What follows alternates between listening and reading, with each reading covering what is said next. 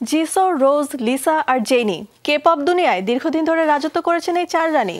তাদের দলের নাম ব্ল্যাকপিঙ্ক। এই মুহূর্তে বিশ্বজুড়ে চলছে এই ব্যান্ডের উন্মাদনা। মাঝখানে 2 বছর গানে ছিল না কে-পপ গার্ল গ্রুপটি। বিরতি ভেঙে গত মাসে দক্ষিণ কোরিয়ার ডেডলাইন কনসার্টে অংশ নেন তারা। এবার লন্ডনে ঐতিহাসিক ওয়েম্বলি স্টেডিয়াম মাতালেন। সেই সাথে এক এপিক পারফরমেন্সের সাক্ষী হলো গোটা বিশ্ব।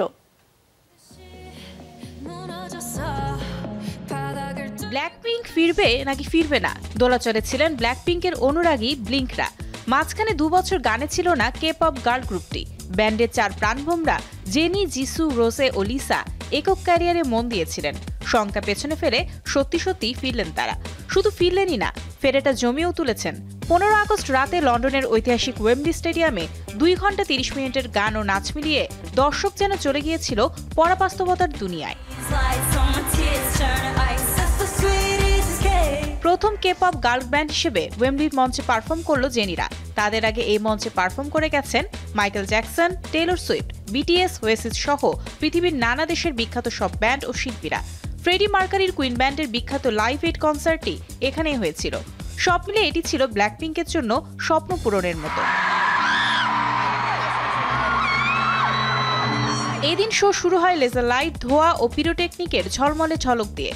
মঞ্চে উঠেই kill this love, how you like that ও পিঙ্ক ভেনমের মতো 3টি হিট গান পরিবেশন করে ব্ল্যাকপিঙ্ক। দর্শক ততক্ষণে মজে গেছেন সুর আর নাচের জাদুতে।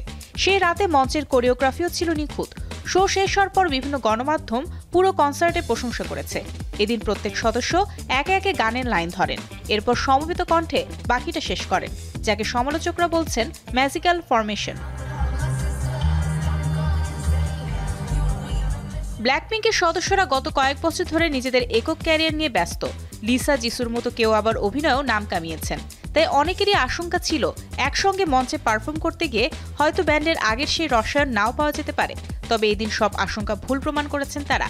শোতে দেখা যায় দীর্ঘ সময় পরও তাদের 4 জনের বন্ধুত্ব ও পরস্পরের রসায়ন মঞ্চে আরও শক্তিশালী হয়েছে। 16 আগস্ট শনিবারও ওয়েম্বলিতে পারফর্ম করেছে ব্ল্যাকপিঙ্ক। এটি তাদের চলমান ডেডলাইন ট্যুরের অংশ। লন্ডনে 2 দিনের কনসার্টের মাধ্যমে ট্যুরের ইউরোপ অংশ শেষ হলো। এরপর ব্যান্ডটি আসবে এশিয়ায়। 2026 সালের 25 জানুয়ারি হংকংয়ে শেষ হবে এই concert tour. Mario Sen, showbiz tonight.